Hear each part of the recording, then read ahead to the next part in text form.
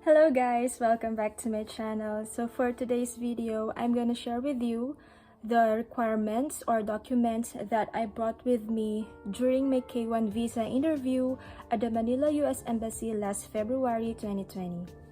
So without further ado, let's get to it. Okay guys, I have my notes here para hindi ko makalimutan kung ano yung mga documents or requirements na dinala ko during my K1 visa interview. So I have divided them into 4 parts. Number 1 is the beneficiary documents. Number 2, petitioner documents. Number 3, evidences of financial income and resources. And number 4, evidences of relationship. The beneficiary documents include DS-160 confirmation letter.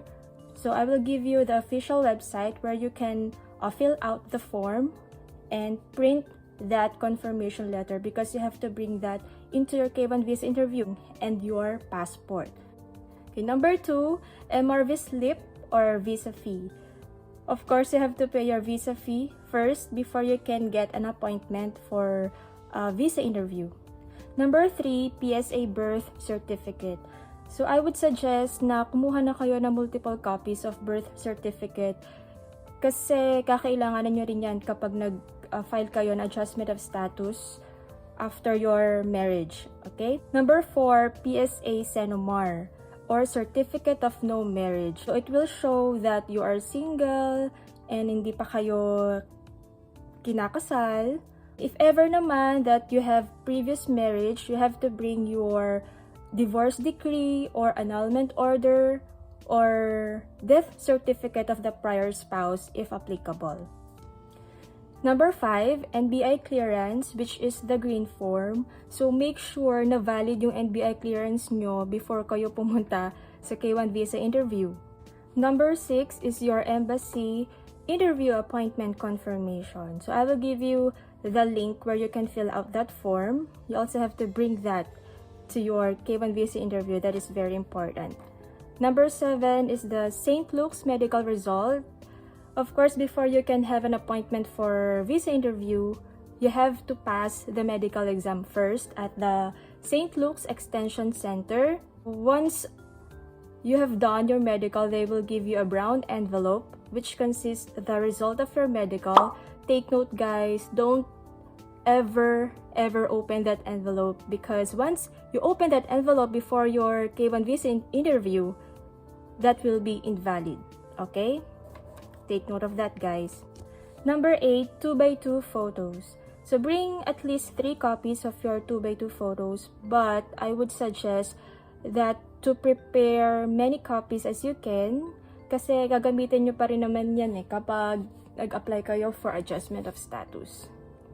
Number 9, passport bio page. So bring a photocopy of your passport bio page. Number 10, updated letter of intent to marry. Remember, nung nag-file kayo ng K1 visa and when you submit your packet, naka-include din doon yung letter of intent to marry. So, magpa-print lang ulit kayo nun. Update nyo lang yung address from USCIS to Manila US Embassy address.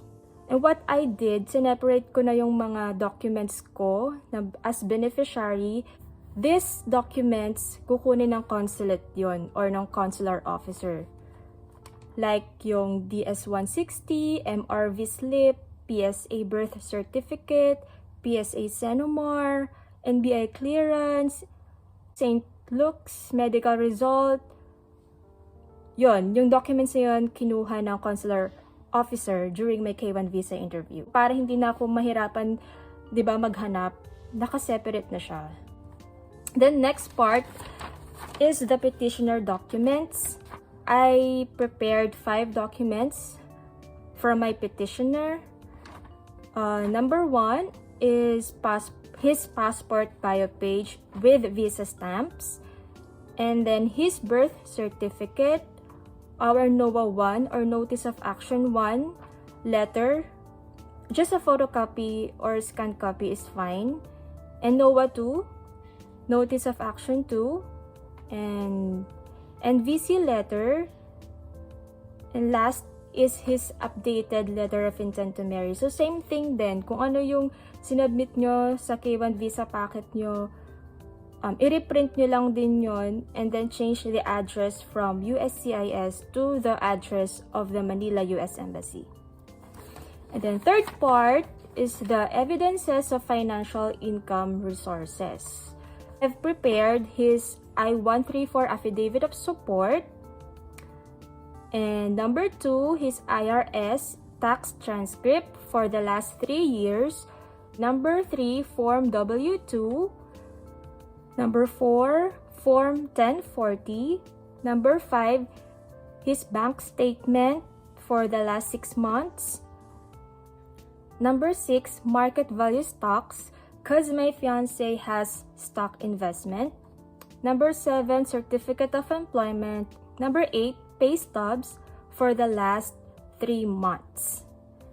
Okay, I will show you how I organize my documents. So I have 3 clear book. Ayan, nandiyan nakalagay yung US petitioner documents and evidences of financial income. I also create a table of contents and the page. So, para pag hiningi ng consular officer, madali ko na siyang mahahanap sa clearbook. Next part is the evidences of relationship. So, ganun din. Nilagay ko rin siya sa clearbook. So, this one, evidences of relationship. I also create a table of contents and the page. So just in case they will ask for additional evidence, I can easily find it. Evidences of relationship includes number 1, the proof of travel, passport stamp, and hotel receipts nung mga travel namin nung umuwi siya dito sa Philippines. And then second is the engagement ring receipt, then love letters, updated chat logs, video call, screenshots, and social media post in Facebook, Instagram, and photos together or scrapbook. So to be honest guys, I'm not an artsy person. So yung iba gumagawa sila ng scrapbook. But ako, since hindi ako mahilig sa mga ganyan, mga design. What I did is I just bought papers with borders design. So, ba't ko papahihirapan ng sarili ko, diba? And yung iba naman gumagawa rin na photobook. But in my case, parang medyo tedious yun for me. So, yun nga, bumili na lang ako ng papers with border design and then dinikit ko na lang dun yung mga pictures namin together. And those pictures, yun yung mga hindi ko in-include nung nag-submit kami ng K1 visa packet. So, nilagay ko lang din siya sa clear book din. This is how it looks. So, Conrad and Rochelle love story, keme keme. And then, ayun, nilagay ko yung first meeting namin nung umuwi siya sa Philippines. So, nilagyan ko lang siya ng cover letter na ganan. And then, pictures and captions. So, that is very important to include the date, the place, and a brief caption lang dun sa pictures nyo. So, yan. Bumili lang mga ganyan, mga design. Yung Tagaytay trip namin. So, yeah, meeting with friends. Yan, very important yan. It's a strong evidence na talagang genuine yung relationship nyo. So, yan. Ito yung Ilocos trip namin with my best friend, Jane. Yan. Also, meeting with my other set of friends. So, kila April, shout out kila April, Abby, Nanten, Michelle. So, nagpunta naman kami dito sa Balay Isabel. Yan, first meeting with my dad, with my parents. ayun, and with my lola and titas. And then yung second meeting namin, nung umuwi siya sa Philippines for the second time. So, yan. Ito naman yung Batanes trip namin. Kung saan siya nag-propose. Okay. So, the proposal. Yeah, don't forget to include the date, the place. So, ano ba nilagay ko dito ng proposal? This proposal was January 22nd, 2019 at Vayang Rolling Hills, North Batan, Batanes, Philippines. So, this day was the big day. Conrad finally asked me to marry him. I was already saying yes to him, and he's not even finished saying his proposal speech. Hehehe. The Vayang Rolling Hills in Batanes made for a much worthy proposal setting. This day was the happiest day of our lives and definitely a memorable and unforgettable moment that we will forever cherish for the rest of our lives. O, diba? Bongga yung caption ko. So, ganun lang. Ito din with my parents and titos and titas. Yan. May nag-attend kami ng wedding ng sister ng friend ko. Ito naman with this picture meeting naman sa dad side naman ng fiance ko. Ito, nagpunta kami ng Bohol. And our engagement shoot. So, shout out din kay Alvin. Thank you so much sa pag-cover ng engagement shoot namin. And I also include the gifts and love letters from my fiance. So, ito yung nagpapadala siya sa akin ng flowers and chocolates sa office. Yan, yung love letters. This. No Valentine. And I scanned din some of his love letters. Yan. May date pa yan talaga siya, oh. Sweet naman ng fiancé ko. I also include the love story. Ito yung inattach namin sa K1 visa packet. So, nag-print lang ako. Yan, wala lang. Kasi, you know, it's better to be ready than sorry. Kasi case-to-case basis din yan eh. Depende sa hihingi ng consular officer. So, much better na prepared ka. Kaya, as much as possible, dinala ko yung mga documents na possible na hingi nila sa akin. And, fortunately, hindi naman, wala naman masyadong hiningi sa akin. Yun lang mga documents ko. And dun sa fiancé ko naman na documents, ang hiningi lang nila is yung affidavit of support and his IRS tax transcript. So, very particular sila when it comes to your financial requirements. Because they want to make sure na kaya ka nilang isupport once pumunta ka na ng US. And to make sure that you won't be a public charge sa US government.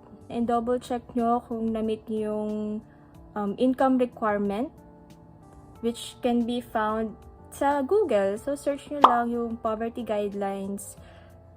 Depende sa number of household nyo. So, since wala namang ibang dependent yung fiancé ko, ako lang. So, dalawa lang, 2 household. So, check nyo doon kung pasok kayo doon sa range ng poverty guidelines. Okay? Yun lang yung mga documents na dinala ko during my K1 visa interview. But then again, guys, this is case-to-case basis. Okay? Possible na yung mga documents na sinabi ko, hindi hingin sa inyo. or may additional pang documents na hingin din sa inyo si consular officer, like if you have criminal records, you have to bring your a copy of your criminal records. And if your fiance is working in a military, you also have to bring a proof that your fiance is working in a military. So yung mga ganun lang. So just to make sure na kompleto kayo, and if you think na a consular officer will ask a certain documents, depende sa situation nyo, yun, dalhin nyo lang. Wala namang mawawala eh, di ba? I know guys, at this point, sarado pa ang US Embassy, specifically sa Manila. And marami talaga yung na-stuck yung cases nila. While you're waiting na mag-open ulit ang US Embassy, try to prepare all the documents na. Okay, so para by the time na makapag-set na kayo ng appointment, ready na siya. I would suggest na yung mga documents with validity, wag nyo na muna siyang kunin. So, para hindi rin siya masayang. Kasi 'di ba kapag kunwari nakapag-set na kayo ng interview and then malapit na pala ma-expire yung mga documents mo like your CENOMAR, NBI clearance, possible na matutuwan G kayo. So 221G meaning hindi pa siya talaga approved. May hinihingi pa sa inyo additional documents si consular officer. I know medyo frustrating yung mga nangyayari ngayon. And ang hirap ng LDR, but please try to be positive and to be patient. Hi. I know mahirap talaga. I've been there, done that. But then, ayun nga. Wala naman tayong magagawa kundi maghintay lang. So, ayun. Kaya yan guys. Tiwala lang and pray na sana talaga matapos na tong pandemic na to and mag-operate ulit ang US Embassy so that matapos na yung petition journey nyo and finally you'll be able to be with your fiance. So I hope nakatulong tong video na to and see you on my next one. Bye!